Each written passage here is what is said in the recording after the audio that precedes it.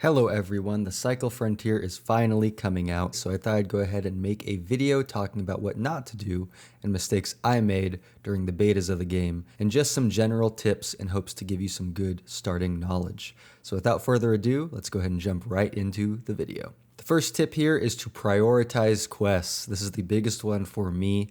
I know this may seem really obvious, but as someone who enjoys PvP more than PvE, I definitely went way too hard on the PvP side of the game too quickly and fell behind in regards to progression. While something like Escape from Tarkov leans a little bit more into the PvP side of the game, where if you're good enough you can progress in Tarkov without doing any quests, at least in regards to collecting gear and looting it off other players and gaining experience. The same is technically possible in the Cycle, though if you prioritize PvP, your progression in the Cycle Frontier is going to be way slower. Gear progression is directly tied to the different faction vendors, Korolev, ICA, and Osiris, and your reputation level with them. So while PvP is definitely important in regards to passive loot grind and certain quests, I definitely recommend prioritizing other quests and actual quest missions during your raids, at least in the beginning, so you can unlock the various factions' airdrops and gain enough reputation with them to unlock the gear from them that you want, if not all the gear that they have. Number 2, the next tip is more of a reminder to pick your battles carefully.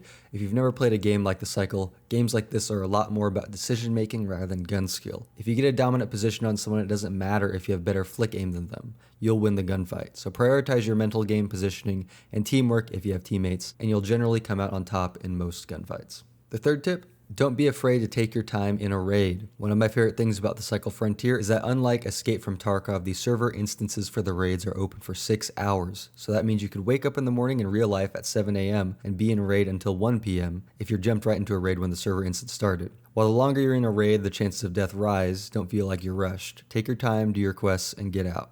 There was only one instance where the game warned me that I had to get out in a certain amount of time or I'd be stranded on Fortuna. Also, you can still be in a raid during a storm. Just make sure you have some cover from the sky so you don't get struck by the red lightning, which won't kill you instantly, but will slowly kill you if you get hit by it enough times. Number 4 is you can repair your armor for K marks. This is something I found out way too late in the beta. If you go to the gear crafting station, there's an area for repairing armor in the menu, so don't feel like you have to drop or sell your armor if you get lit up and make it out or take another player's ruined armor.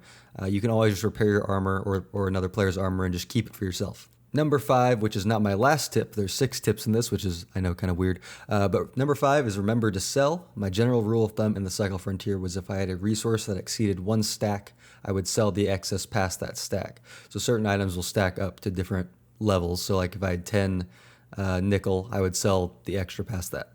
You can also sell different things like gun attachments, weapons themselves, and armor to vendors in return for money and rep with them, which will further your progression to unlocking their weapons and resources. It also alluded to in the beta that different things would be worth more to the different factions. In the beta, it didn't really seem like those things were a thing other than I think a few outliers. But in the full release, you might want to sell various things to different vendors, so just be sure and check the prices from the different factions when you're trying to sell to them, because you might be able to get a little bit more from a certain faction. Like I said, in the beta, that wasn't a thing, but in the full release, it seemed like they were kind of alluding to that being a thing, so make sure to check. Number 6, the final tip is don't sleep on your quarters/hideout, especially the gear and money drops and their upgrades. I would advise leveling this part of the hideout up as quickly as possible. Basically, the way quarters upgrades work are very similar to something like Escape from Tarkov, where you can collect resources and materials in raid to level up the various parts of your hideout.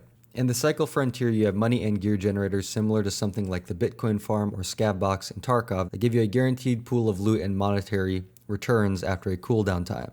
So if you level this up high enough, you can have a regular influx of high tier guns and armor. That's all the mistakes. If you like the video, please leave a like and subscribe and comment if you have anything to say to me or any questions or any tips as well that you'd like to give to anybody else that may watch this video. Also, I stream every Monday, Wednesday, Thursday, Friday on Twitch between 7 a.m. and 8 a.m. CST, so I'd love to see you there. Also, I just started a Discord, so if you want to see my content or get alerted when my content goes live, feel free to check that out. Also, I post there whenever I stream and all that good stuff. So hopefully I can see you there. Otherwise, I'll see you in the next one.